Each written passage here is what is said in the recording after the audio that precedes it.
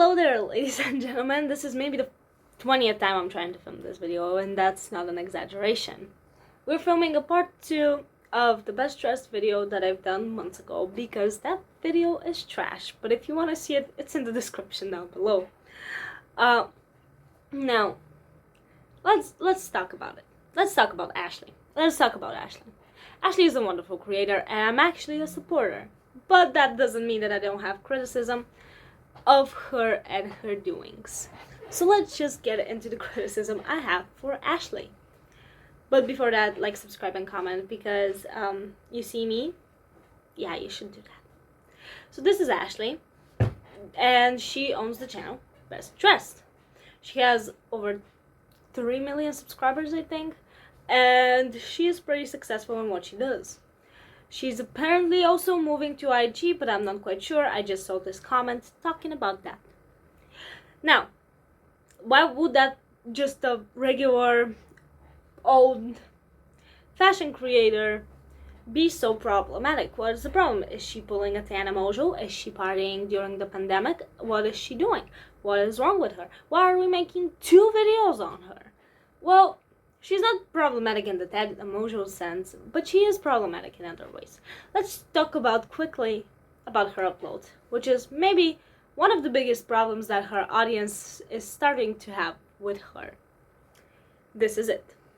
The uploads have been less and less frequent. They used to be once a week, every single Thursday for 3 years. Her audience expected, on Thursday I'll get an Ashley video. And that is great, and that is okay, and that is how most YouTubers function. They have a day that they upload on. Apparently, is for most YouTubers that I follow, at least, is Thursday. And they'll post their video, and they will go with that. And just keep on posting. It's not that hard anyways. And she was doing that. She was thriving. It was all okay. And then she made this video, which was pretty much saying, hey, I need more time to put out better and higher quality content. Where if you look at her last video, that is not the case. We waited a month for a video that's an apartment tour of her studio apartment that we've seen all of, and it was pretty badly done.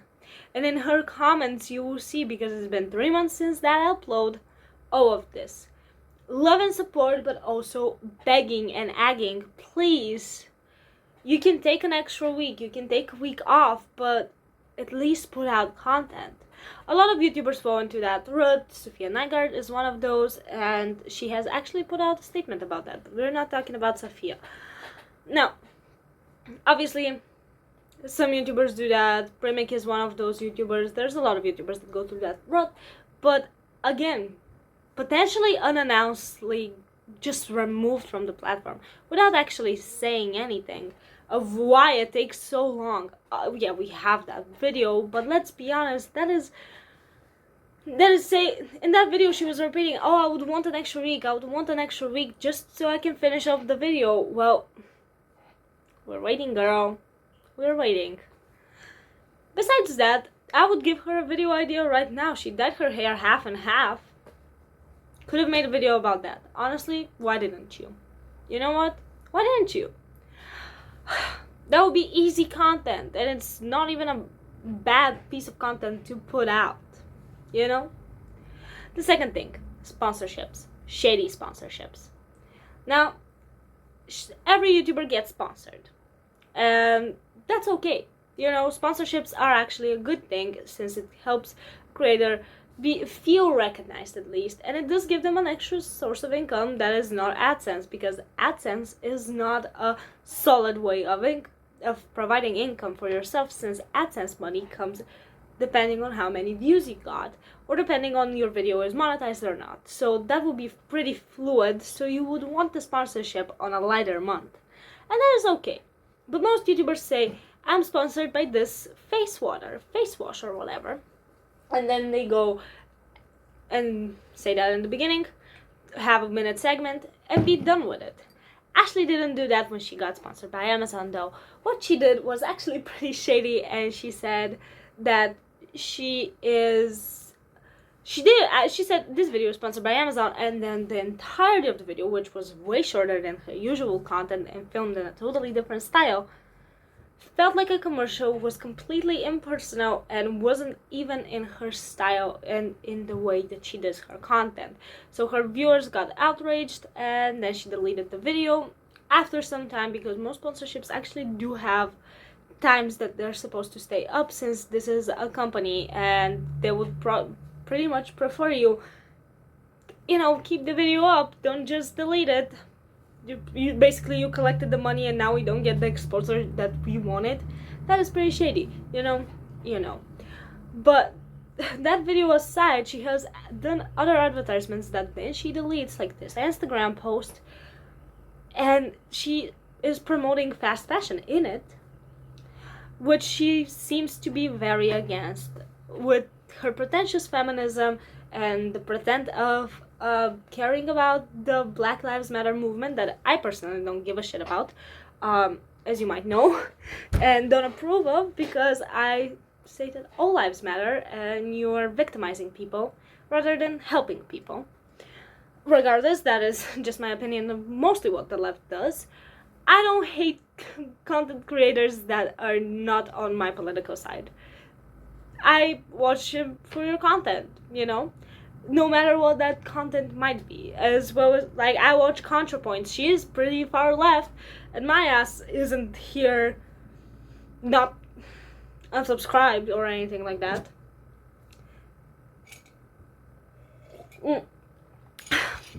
The problem here comes when it actually feels disingenuous. Sure, she went to the first Black Lives Matter protest.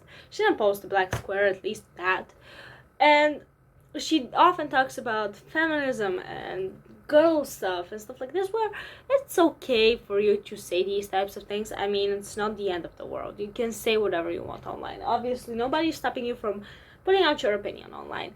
But it feels pretty fake. It really does. What are you doing? Whatever you're doing, stop. Wait a second, guys. We interrupt this video for some cute hamsters. Look at his cute little face. Look at his little face. Look at him. Okay, back on topic. I don't actually really like activism in of itself. I do think it's pretty annoying, but it gives me content, so I don't get that mad about it. And I understand the need to say one of those things, but it was very interesting as a person that was like, oh, stay at home, don't get anybody sick, be scared of the pandemic. Let me just go out in the protests. How about that? Let me just go out and protest, because if you're protesting about a social movement, you are immune to COVID, Regardless, she has also lied in the past, and whether this is a lie or not, I cannot confirm, but it definitely seems shady. She has always talked about the fact that she comes from suburban Maryland and that she worked 3 jobs. And there's the problem. It's the 3 jobs problem, where she says, I work 3 jobs. I used to work 3 jobs and I paid for my own university with very little help from my parents, which is a great sentiment. And honestly, it's a great thing to do. I mean, why wouldn't you? It's promoting healthy work ethics to children. I don't see anything bad with it. If anything, I see something to congratulate there. But then the number of jobs shifted, and then it was 4, and then it was 5, even though she initially said 3, 2, 3, 5. How many is it? Please say, because you seem to not know yourself. And I feel like even if you worked 1 job, don't say it was 3. Or at least if you're gonna lie about the number of jobs, stick to 1 number. But, I can't confirm that lie. But she has done other shady things, like selling products sent to her by other companies on her Depop. She had a Depop account.